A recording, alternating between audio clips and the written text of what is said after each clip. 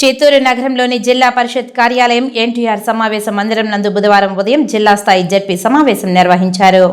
ఈ సందర్భంగా విద్య, వైద్యం, త్రాగునీరు, శానిటేషన్ తదితర అంశాలపైన ప్రధానంగా చర్చించారు. పూతలపట్టు నియోజకవర్గం ఎమ్మెల్యే మురళీమోహన్ తన నియోజకవర్గంలో గత 5 ఏళ్లలో నిధులు ఖర్చు పెట్టినా ఇంతవరకు త్రాగునీటి సమస్య తీరలేదని ఎద్దేవా చేశారు.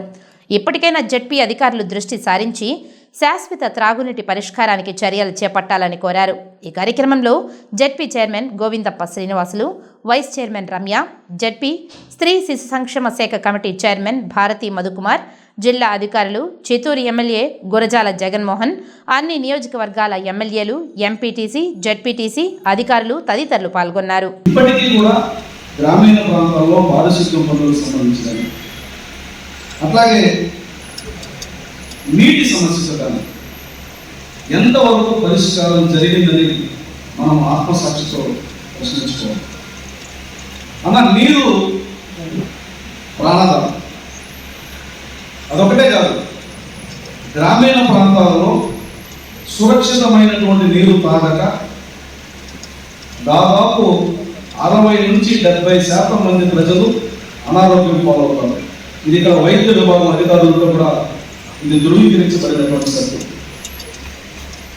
నీటికి ఇవ్వాల్సినటువంటి ప్రాధాన్యతలు కూడా మనం ప్రయారిటీగా ఇవ్వడం లేదు. నేను ఇప్పటికీ పూతలపట్టు నియోజకవర్గంలో దాదాపుగా 127 పంచాయతీలు జరిగాయి. 10-12 పంచాయతీలు